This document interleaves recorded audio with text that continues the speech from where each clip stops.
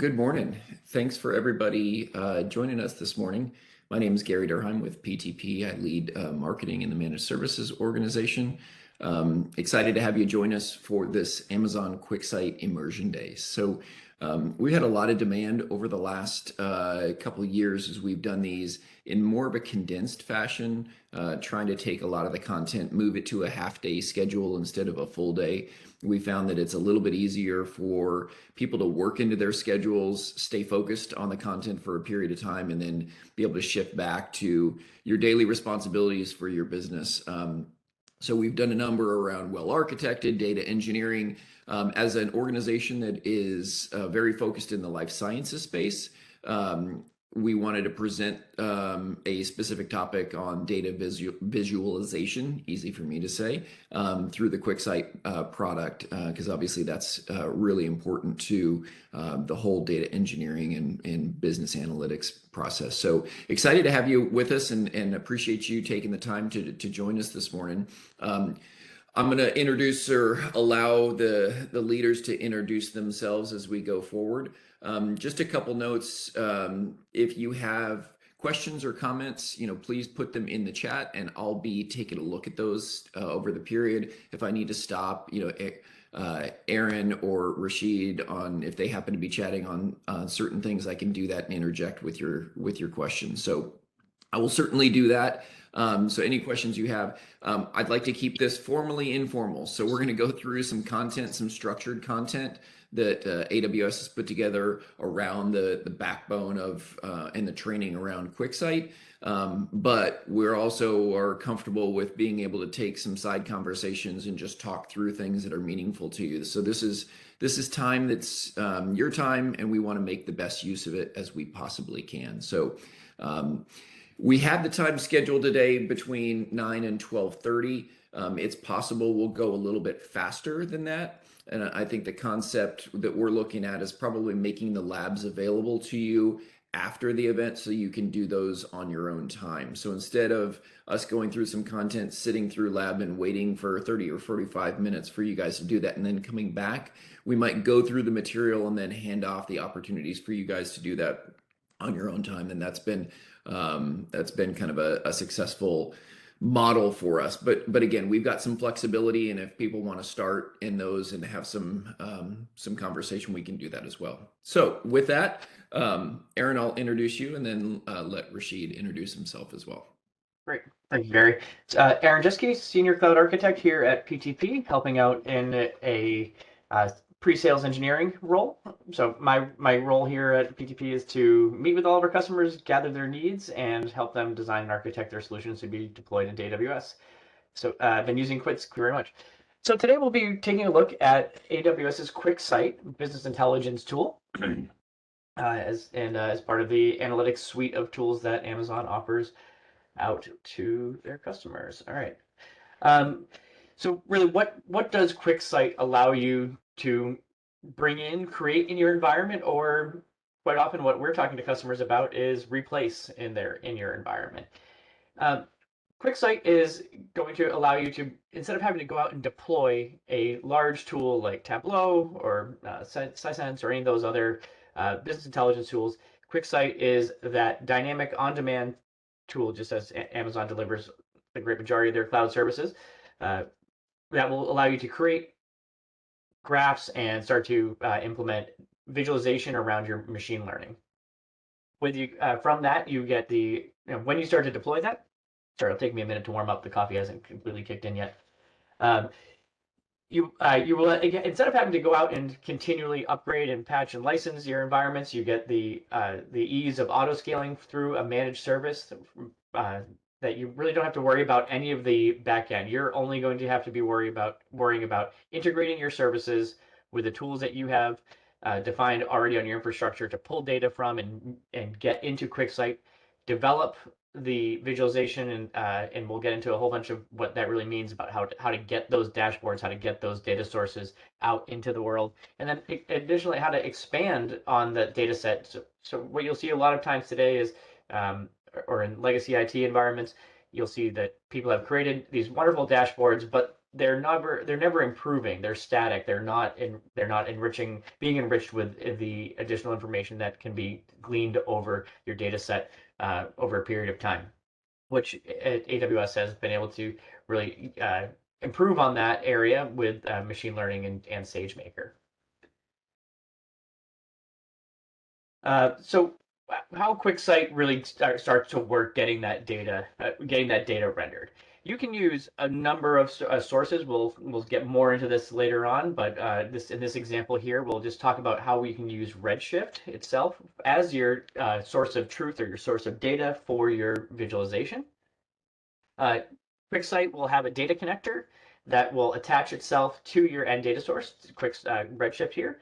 And with that, an author will be able to go in and based on tables and rows and columns and all those fun things, and a lot of great information to come along with the rows thing. So remember that part as we get a little bit further on. The author will be able to go in and create a visualization that can be shared out to a number of readers. And these readers can be accessing through a number of different ways. You can have embedded dashboards, so into a third-party site, we'll get you through all that in a little while too. But you'll have that dashboard where you can have it rendering in an application that's outside of the AWS console. You can have people that are working off of a mobile device through QuickSight applications, the more native applications, or obviously through web. You can also get into having that data delivered through your traditional community. If you end up seeing workloads that are being only run overnight, you understand that means that you're only getting a visualization of that data once a day. And with QuickSight and the power of ETL Glue and the Spice engine, you'll be able to have that data get as close to real time as your data can be presented to you. As kind of a saving grace to this slide here, I'll introduce you all to. Can I post this? How do I post this? All right. I will post some links here in a minute. There's a great former MIT professor by the name of David Rose. He wrote a great book called Enchanted Objects, and it talks a lot about how when you're creating visualizations, that you want them to be as close to a zero cognitive event. And the example that he uses to describe what a zero cognitive event is a clock, an analog clock. When you look at that clock, you don't really have to think too hard or really at all about deciphering what that information is that's on that device is being communicated to you. And that's really what QuickSight can help you do because of that speed and that blazing fast navigation and accessibility from any device, all that data refresh side. Being able to get that data quickly rendered and visualized in a way that that is easily deciphered is what we'll start to see as the power of the tool. And don't forget, it's beautiful and interactive. Oh, and interactive. Yes, can't forget about the interactive. I'd add dynamic because dynamic. Scalable. Oh yeah, scalable. That's always a good one too. And we'll save the world and all that fun stuff. So getting dashboards created is great and getting them embedded into your third party, but sometimes you're on the go and let's face it, email, Google, if you remember, tried to destroy email a few years back there with Google Wave. Probably, I hope none of you have even heard of that product. Email, everybody tries to take it out, but it never goes away. Sometimes delivering those dashboards quickly through a message, an email message, is the best way to do it, and QuickSight can help you easily get that rendered and out to your end users. And you can schedule snapshots or the alerts, which is great. So just as many of us are using CloudWatch metrics, CloudWatch metrics, and getting those alerts when something is happening in our environment. What if we start to enable our business users so that they can have that same reaction, but instead of to our infrastructure, it's a reaction to something that's happening to our data, and we can start to get those messages quickly delivered out to them through these messages. If you're not having a third-party integration, you can always fall back on email. And as I mentioned earlier too, the machine learning insights aspect of what the real power of QuickSight and integrating into the whole AWS ecosystem is that you can attach that data to SageMaker and start to have start to learn patterns of your data and continually reinvest, but not your cognitive power, but your compute power into discerning what that data is and how it's changing. They talk about anomaly detection. If you're in the finance world, being able to uh, possibly um, post out, watch for fraudulent detection. And SageMaker has a whole bunch of great examples of how to do fraud detection on your GL. Um, so what Merlin is, or Q, is trying to expand on for you is, now that you've gotten that data, so we're going through the whole pipeline here, we've decided that we're going to get some data out of Redshift. Um, we're going to have those authors create those really great graphs to get that initial insights into our data. We've worked with our developers. We've got an application that has, an application that we're building that has embedded dashboards in it. But that data, even with your ML training, maybe somebody needs something new. There's a drastic change to the data set that the visualization really isn't that meaningful. What QuickSight's Q will help you do is to start to bring that data access away from those infrastructure engineers, those database engineers, and the developers, and start to get it closer to the consumers. It enables them to easily be able to identify the data, render it, and they're doing it in a way that is really guided data rendering. There's not code behind it. There's not all the heavy lifting that so many of us from the technology side of the house have to interact with. Some of the quotes here, and I'm just going to read from the screen here. Customer problems we're looking to solve is when a business user wants to ask a new business question that are not answered by existing BI dashboards. They rely on that BI team to go and create that dashboard. This is a long lead time and is very frustrating to the business. I think my note on this is to reduce the friction of access to the data. So that's really what the QuickSight's Q program is helping you do. Let's see here. Just want to make sure I got everything on this. Rashid, do you have anything else that you want to add onto the Q side of things?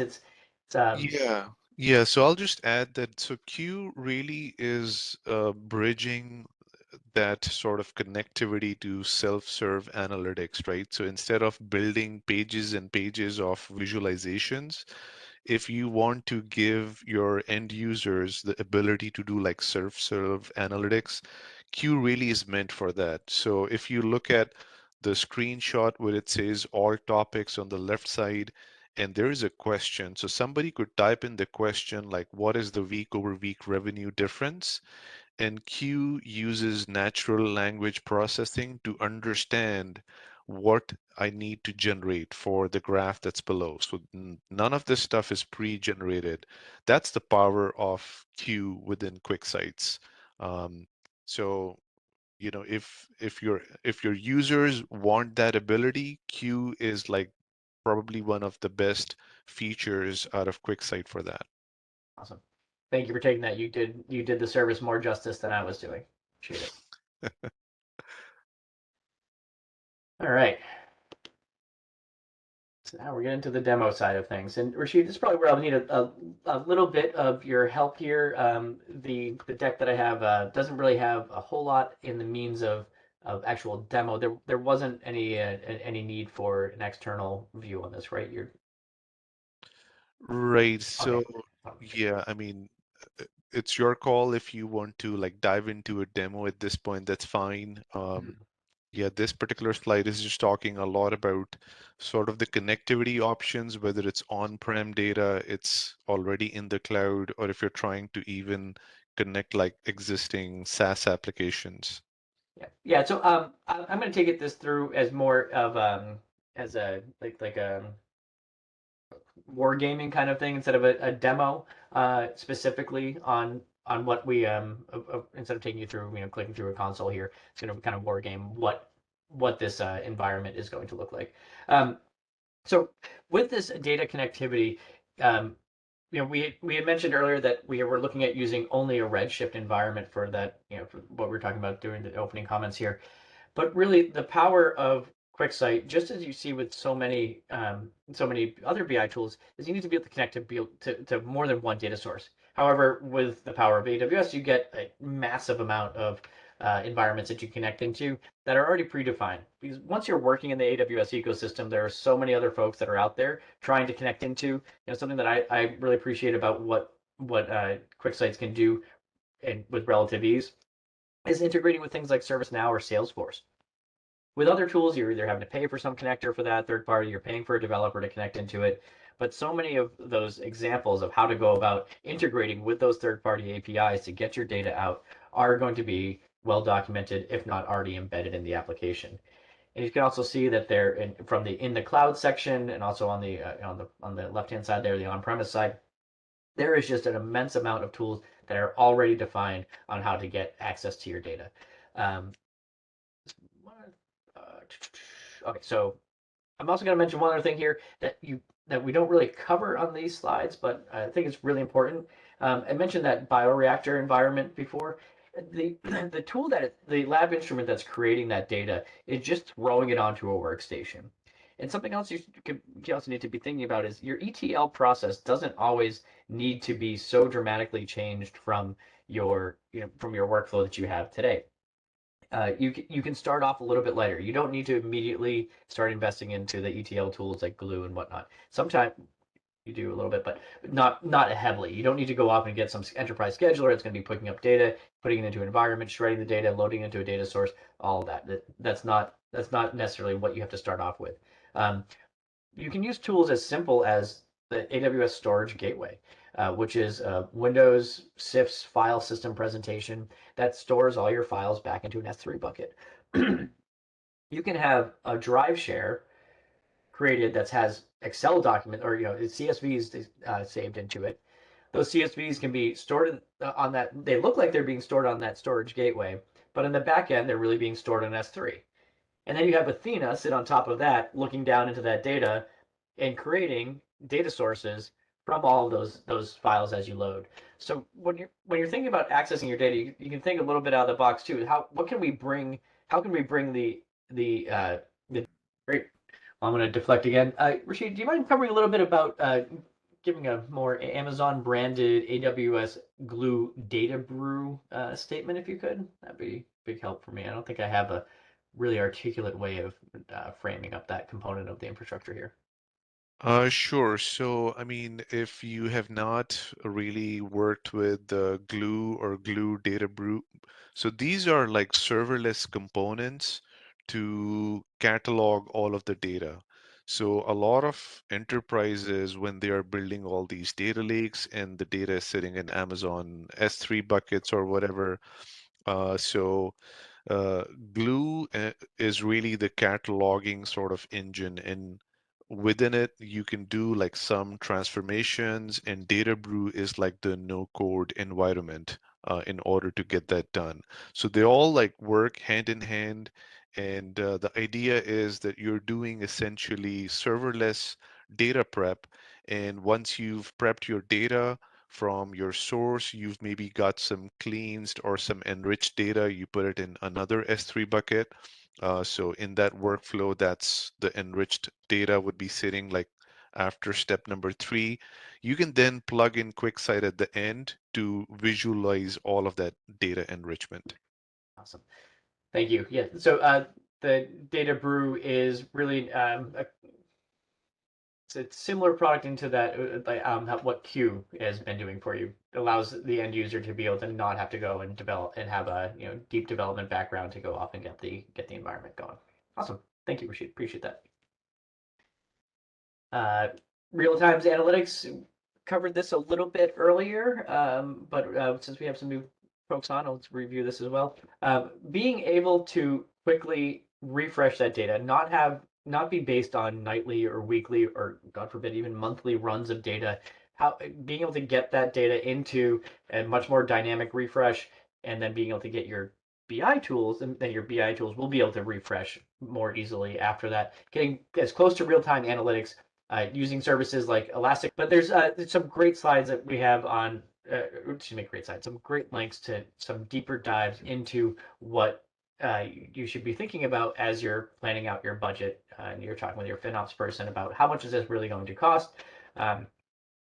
So you've got your really what this comes down to is there's two services that you're going to be looking at. You're going to be looking at Standard Edition, which is for smaller teams. These are going to be, in the handful of end users, very few readers, and very few, even fewer writers. The Standard Edition can help get you through that for your environment. However, if you're going to be looking at having this be a broader business intelligence tool where you're looking at tens of, if not hundreds of end users, moving over to the enterprise capacity plan is going to be much more in your favor.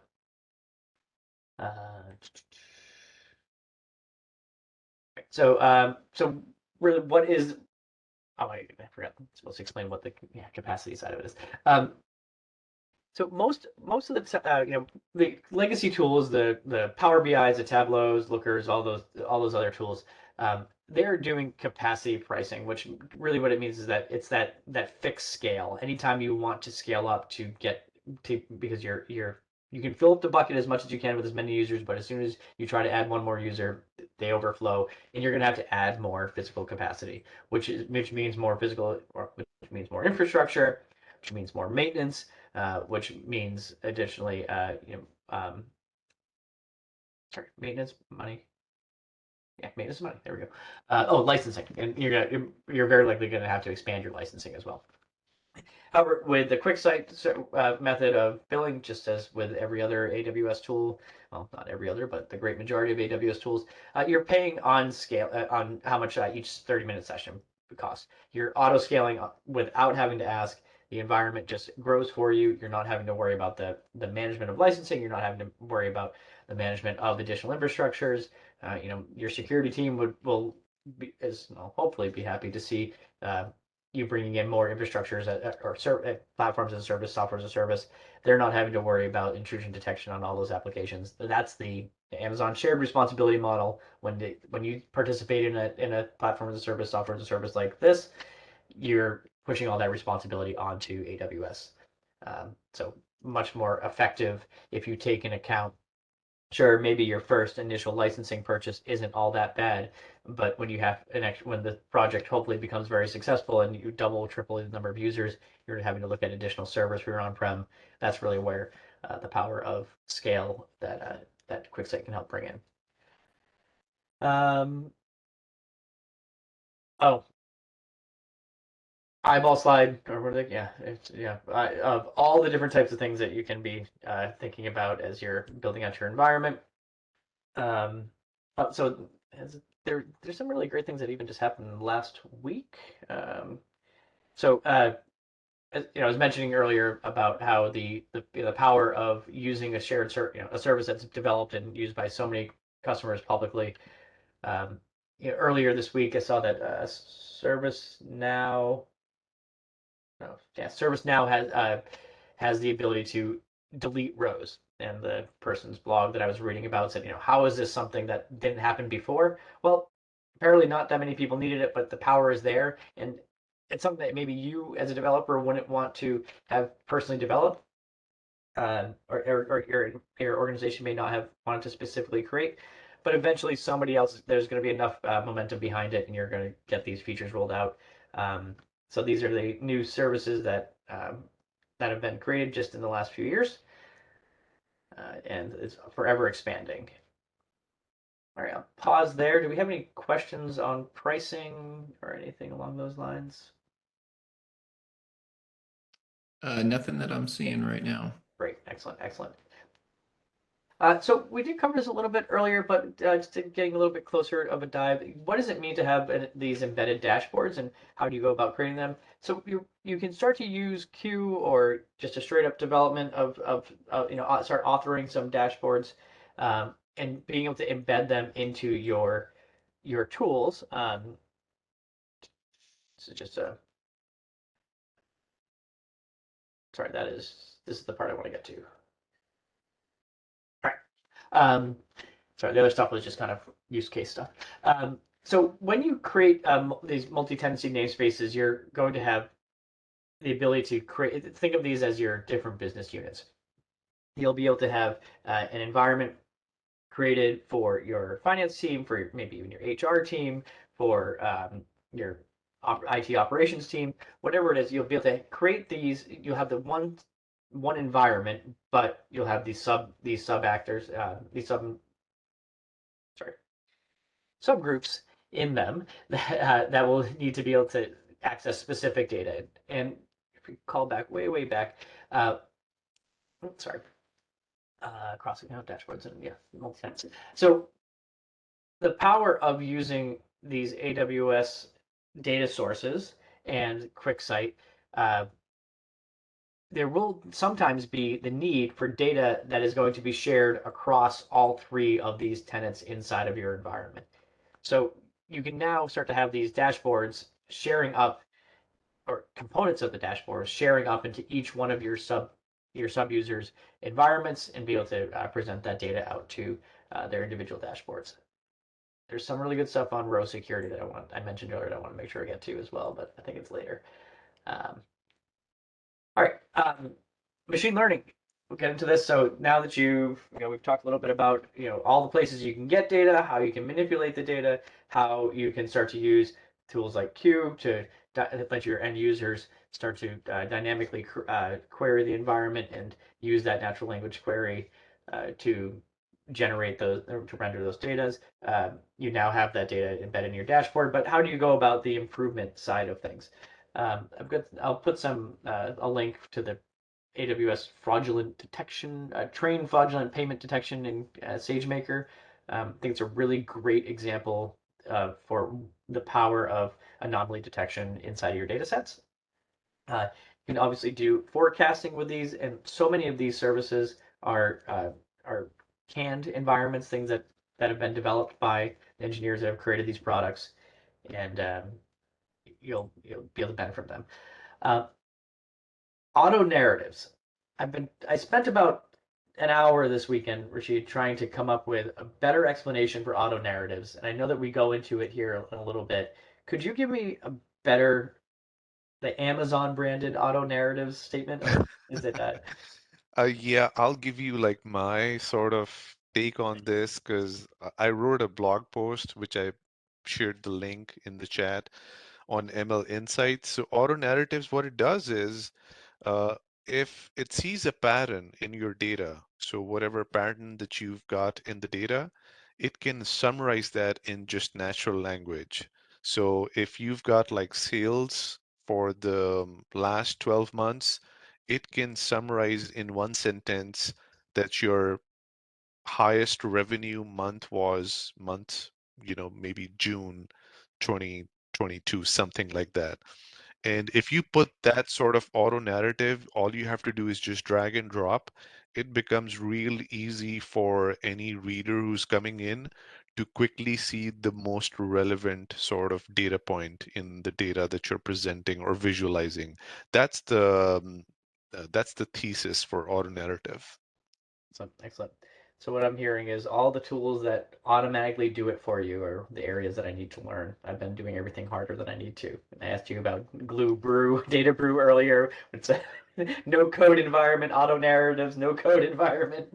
Right, that's the idea that with all of these features, it's with machine learning, particularly in QuickSight, the goal is to make your life easier and just make data more accessible for end users. So thank you very much. Appreciate that. And ML predictions, it's pretty self-explanatory. Build predictive dashboards, how environments that are doing that anomaly detection, that doing that forecasting, putting that all together, and being able to have that be done in hours instead of those nightly runs. The power there. Reducing the time it takes to have pre-built models, getting predictions out of that. That's really what the ML environment's going to help you, or one of the parts that the ML environment's going to help you get better at in your environment. Also, minimizing cost. Data scientists are really expensive. People that are really good at BI are really expensive.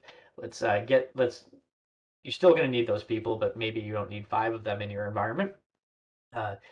Let's get that heavy lifting out of the way and into the hands of the end users so that they can start to access their data better. Slides with no notes. Do you have? Is there anything you want to say on the anomaly detection side here?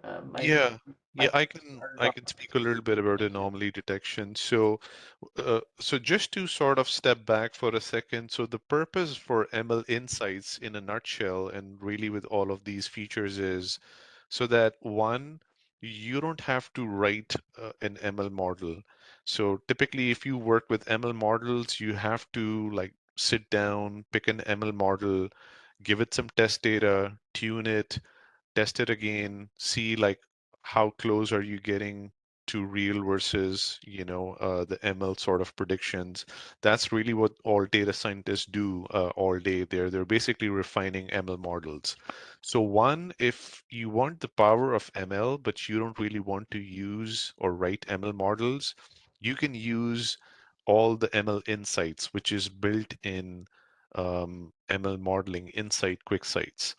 It does use one particular random cut forest model, but what that does is it gives you anomaly detection, it gives you forecasting, it gives you all that auto narrative feature sets because it can pick all outliers in your data set. That's the beauty of built-in ML insights. Secondly, which is on this slide, is if you have built an ML model, you can use Amazon SageMaker to sort of use the ML model, gather the outputs from that ML model through SageMaker, and then put that on the dashboard. That's the beauty of using either built-in ML insights or plugging in your own ML model and getting sort of recommendations out of those. Interesting. Awesome. Thank you very much. Okay. So we'll dig into what it means to be deploying QuickSight. We'll obviously get you through this in a bunch of the labs, but the overview of this is we need to be able to. Oh, I remember where this is going. Sorry. She distracted me with all those wonderful words she was saying, and I lost my place of where I need to begin with that. So we were talking. I was talking earlier about how you need to be friendly to your local neighborhood networking person when you're considering bringing on-prem data into your environment. But you also need to take in consideration your security needs as well. So as you start to identify the data sources that you will be creating and importing from, and there are data layers of protection that you can apply at the author level and getting into that multi-tenancy that we were talking about. But you'd also need to be thinking about saving your data in. Question, SSO access to QuickSight, does it require AWS access for the users or is it independent? It is independent. It is. Makes it open to the public internet to embed in a scientific publication. Yes, that's part of embedded analytics, and you would just basically have guest access on it. There you go. There you go. Guest role. No problem, Alan. Thank you, Rashid. So even when you go and you do all these neat things of data row access, row level security, and you have your roles and policies created for your individual users, and you've integrated with SSO, things happen. And again, being kind to your security team, being able to track down what things happened and why they happened, are very very important. So you get the full suite of audit events that you can easily pull for anything inside the environment. All right. I don't know how I did that in an hour. I thought it was going to take an hour and a half. We all know Amazon has big customers. There are some use cases here. I don't know if we can specifically share this deck. However, if you're looking to convince anybody inside of your organization, I am most certain that we can at least get you the individual slides, or you could probably even find them relatively easily on the QuickSight website. But as you can see, plenty of great customers, really large customers doing really big things with their data and getting it out there. With that, I really thought that was going to take me longer, Gary. My New England speed. So Right. is So if that's the content, so That thoughts is. on, are we going to move to the lab stuff then and just provide the lab information? Yep. So unfortunately, perfect timing. Rashid is stepped away to go start up his other meeting, right?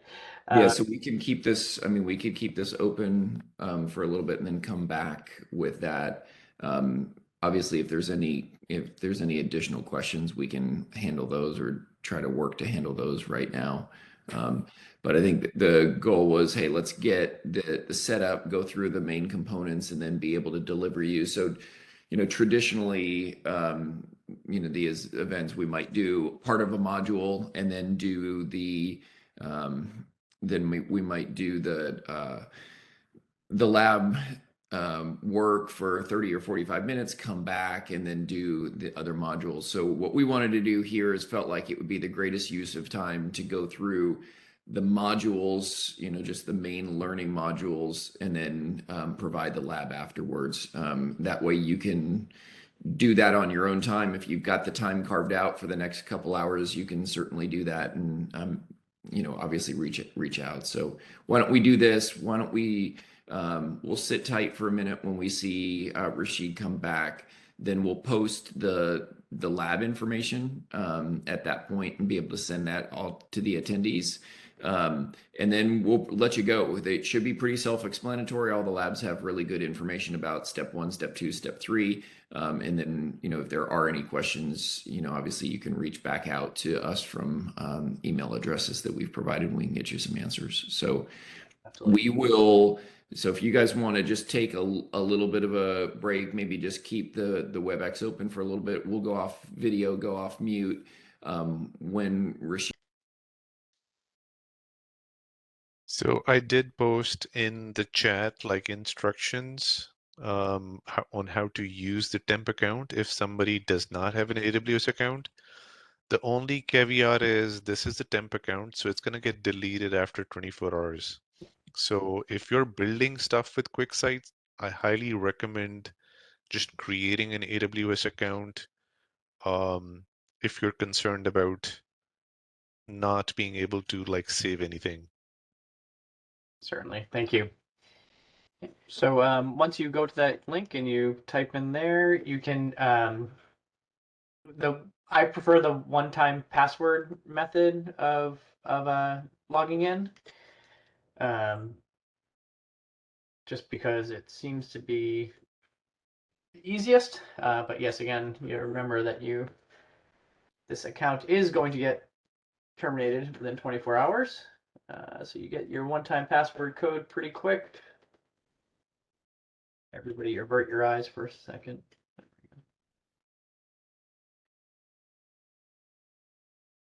Great.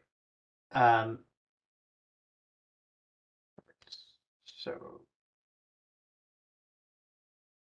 Right. So from this page, so do we want to take a poll like how many are following like this method versus who is using their own account? We can make sure everybody is following along with this method because it's going to take a few more clicks.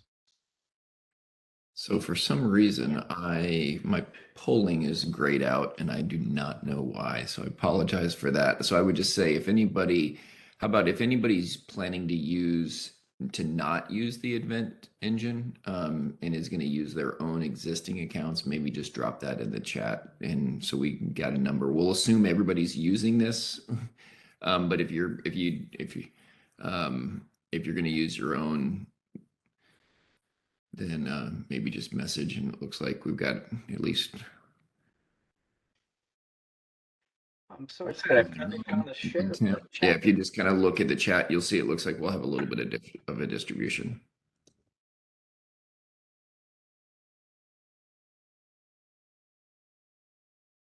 Yeah.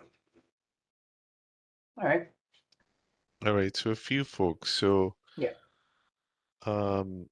we could just take a pause here, make sure everybody is on this page, they can see it, and then you could proceed. So is everybody like on this page, the team dashboard page?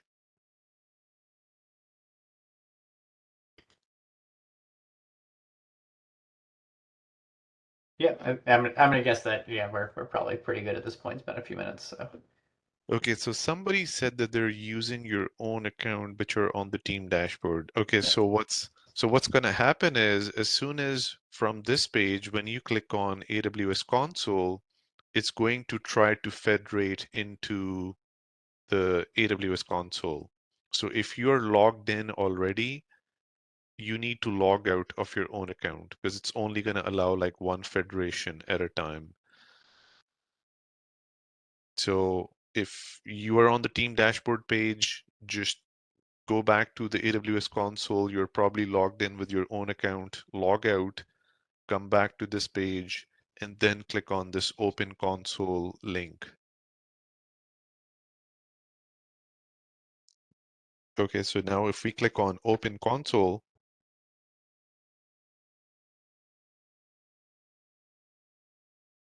it's basically federated you into AWS using the temp account. So you should be seeing the console homepage. And now you can either find QuickSight or just type in QuickSight.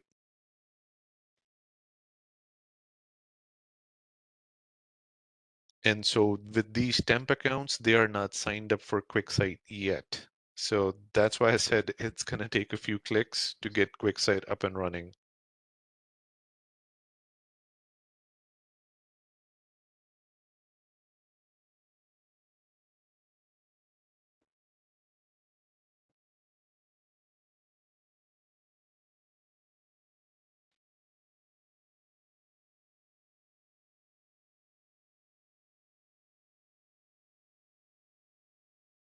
All right. So when you see the QuickSight homepage, that means you've successfully created. So if everybody is on the QuickSight homepage, maybe you could just click on the raise hand and like turn it off. Okay. All right. Looks like pretty much everybody has made it here. Great. Okay. So I did paste the link for the workshops in chat. So Aaron, if you could click on that, or can you see chat? There we go. Okay. So these workshops are really meant to be self-serve. And since everybody has like different speeds in which how just, they want to flow with the workshop, I like to make sure that everybody does it like on it on their own, all of these workshops. And these are like very easy to follow. So where you start off with is just building your first dashboard. And once you start reading through exercise 1, creating your data set, just follow step by step on how this flows. So if you scroll through this page, and if you could go down, like it starts off with building your first data set. It's going to walk you through. It's got these like animated GIFs, which show you step by step on what's going on. So just watch that once and then finish the exercise. Go through exercise 1, 2, 3, and so on. So I mean, this is like a really long page. So there's like a lot of exercises. But if we were to step back and look at the left navigation sort of tree, if you see there's the author workshop and it's got build your first dashboard, enhance your dashboard. So what it's doing under author is it's teaching you how to build a very basic dashboard, enhance the dashboard, add like interactivity, do some calculation additions. And I would recommend that you start off with author workshop and just end there maybe today. If you're really sort of curious, you can go into the Q workshop, admin workshop, other stuff if you have time. But even just the author workshop is going to take you like a good like 90 minutes. Like these are like long workshops, but they're meant to teach you end to end the whole sort of authoring experience. So any questions from anybody on like what to do for the next like 90 minutes or so? I'll wait for some questions to come in. I'll just do a general plug for workshops.aws. It is an absolutely wonderful resource to go through if you're looking for to get involved with any product and you don't have access to Pluralsight or any of those other training tools. Even if you have access to the Pluralsight, the workshops.aws is a great place to go to get exposure into any number of the products that are available.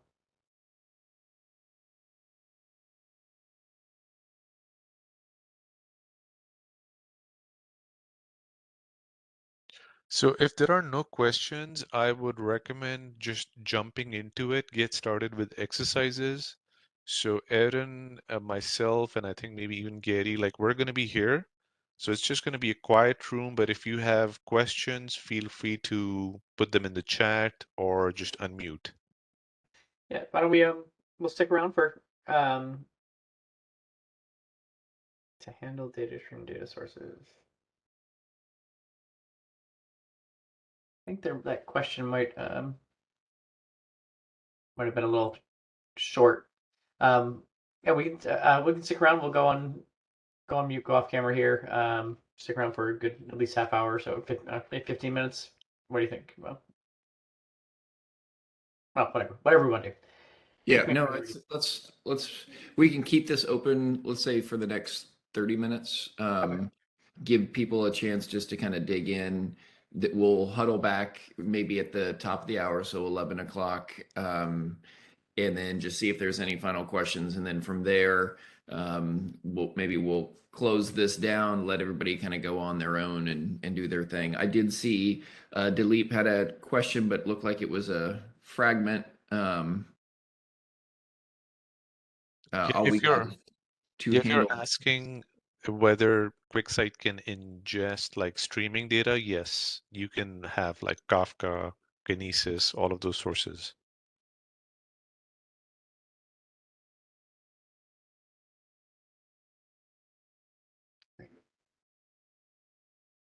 All right. Well, we'll be here, silently waiting. Thank you, Rashid, for all the help. Thank you, Gary, for putting this together. If we don't speak again, everybody else that joined today, really appreciate your time here, and hope to see you again on our next Immersion Day. You bet. And if there's any questions, just drop them in the chat, and we can I'll pay attention to that and can respond. But otherwise, feel free you can either hop off or stay on, or whatever works best for you. And we'll keep this open for another 30 minutes for those that are interested. Thanks so much.